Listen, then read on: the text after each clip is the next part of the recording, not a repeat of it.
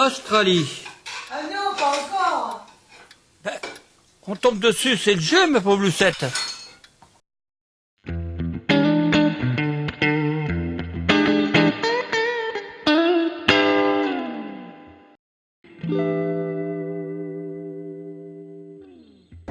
Ça y est, nous voici arrivés à Sydney depuis ce matin. On a eu le temps de rejoindre notre guest house, de faire une petite sieste et puis là on sort un petit peu explorer le quartier central. Et jusque là tout ce qu'on a vu est vraiment très joli. C'est calme, il y a de la verdure un petit peu partout. Ça n'a pas l'air d'être surpeuplé et puis voilà, les gens ont l'air cool. Alors nous après c'est sûr qu'on est toujours en mode on a la trouille, on ne sait pas ce qui nous attend, on a du mal à se projeter, à se dire qu'on va rester là peut-être un an. Et voilà, mais en tout cas comme ville de vacances impeccable, et je pense que si on était venu une semaine on se serait dit je me serais bien vu travailler là-bas. Mais maintenant qu'on a un visa pour travailler là-bas, on écarte la question, mais bon, je pense que ça va être vraiment cool. Sydney, jour 2. On part chercher des cartes SIM pour pouvoir avoir des numéros de téléphone, pour pouvoir appeler des gens qui ont des appartements et des métiers. Voilà, on a un petit peu plus la pêche qu'hier. Et on a bien dormi. On a bien dormi. Malgré les cafards qui rôdent dans le dortoir. Ah oui, on a vu un peu des cafards quand même. C'est chiant ça. On pensait en avoir fini avec les cafards. Ah non, c'est surtout qu'on n'en a pas vu en Asie, quoi. Ah, quasiment. Quasiment pas. Et genre là, on arrive de cafards le premier jour. Pardon. Ouais, sous le lit. Sous le lit, et un qui est tombé du toit. Ah oui, un qui est tombé du toit. Et aujourd'hui, on en a vu dans les toilettes et dans le robinet de l'évier de la salle de bain. Voilà, ça commence bien. Bon, on vient de faire nos premières courses pour se faire une petite salade. Donc on a, qu'est-ce qu'on a pris? On a quelques tomates, on a un paquet de vaches qui rient, des petits sojas, un dentifrice, des fruits et des bouchons d'oreilles et un déo. Et on en a pour un peu moins de $30. 30$, donc quoi, 20 et quelques euros. Moi je dirais que c'est à peu près les prix de Franprix. Hein, pas les prix de la grande distribution française, mais les prix de ce qu'on va trouver à Paris, quoi, quand on a un petit studio et qu'on doit... Ouais, c'était pas grand, effectivement, mais voilà, donc à peu près 20 balles la petite salade pour deux avec quand même du jus d'orange et 2-3 compléments. Oui, parce qu'hier on a fait notre premier doggy bag, on n'a pas fini notre pizza, Ah oui. on a rapporté à la maison. Et oui, hier on a demandé le doggy bag, on a vu que les voisins le faisaient, donc on a fait pareil. Donc il nous reste 3 petites parts de pizza pour compléter notre salade. Bon, on devient de plus en plus confiant à mesure que les heures passent. On a un numéro de téléphone portable, on prend le métro, on lit le direct matin d'ici. Et là on part visiter un studio. Alors c'est assez rare de trouver un studio pour ce prix-là, donc on se fait pas trop d'illusions, mais voilà, on est toujours au jour 2 et on a déjà pas mal avancé. 3 years and after it's a it's renewed by science. If you don't say anything, it's renewed for But I'm gonna leave like in next month at least. I mean, we will go a beach something. We go somewhere. Yeah.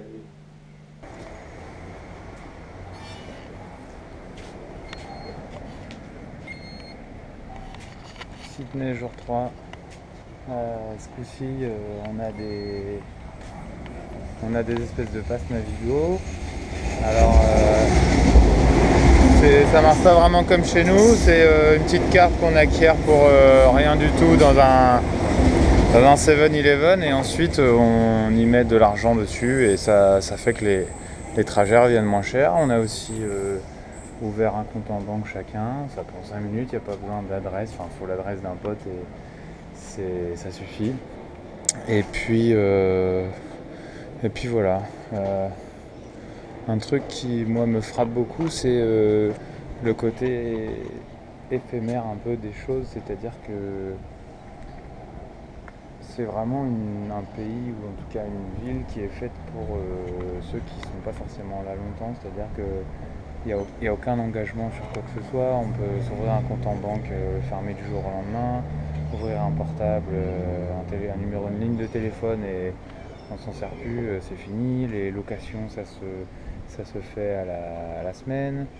Enfin, il y a beaucoup de choses pour les backpackers comme nous et en gros c'est super facile de se démarrer une nouvelle vie et au bout de 2 mois de dire on se casse quoi.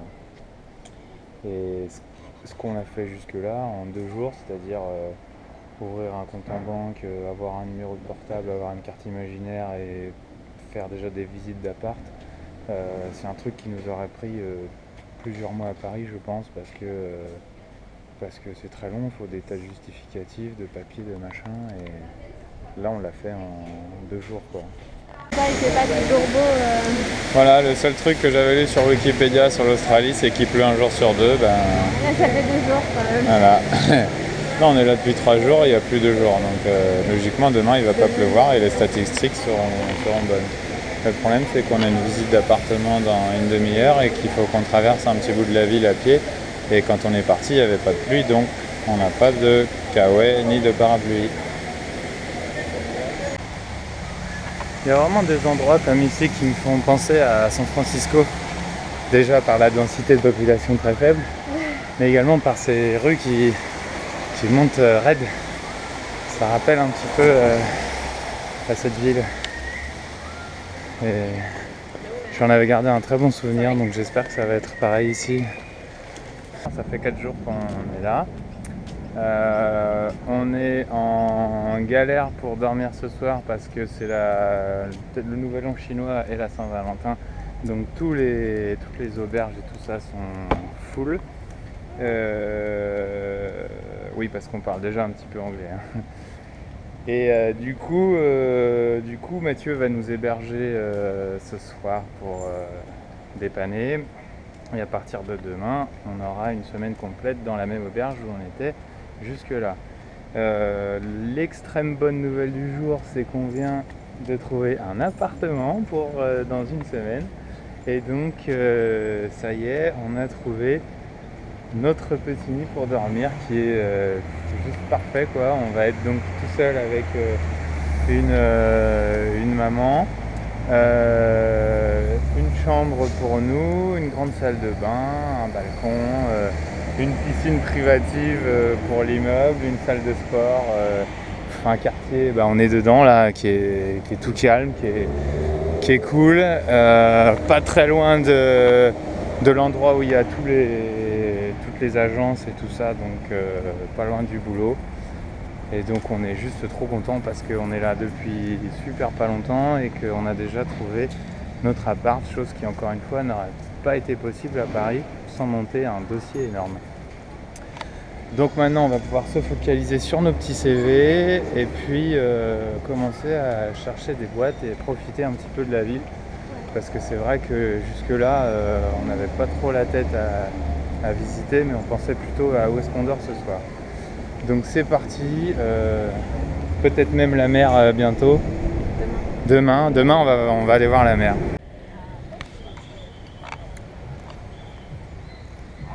On se mange une petite salade dans un parc.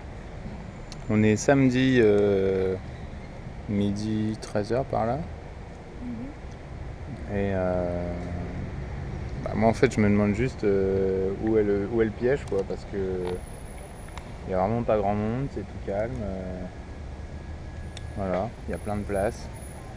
Il y a un petit jeu, il y a une seule gamine dessus. ça sent pas la pisse, il n'y a pas de clodo, il n'y a pas d'insécurité, il fait beau. Voilà. Juste je cherche la faille parce que je me dis juste c'est un petit goût de paradis quoi. Des départs comme ça, il y en a vraiment partout. Hein. Là, on a marché 30 secondes en sortant de notre petite épicerie pour acheter notre salade et on a trouvé un parc tout de suite. Et celui-là est petit, mais il y en a vraiment partout quoi. Donc c'est top. Et encore les autres jours, on se disait bon bah là on est en semaine, les gens travaillent, mais là samedi midi à Paris la même chose. Avec ce soleil, on pourrait plus marcher quoi. On a trouvé un banc, on a trouvé de la place. C'est top.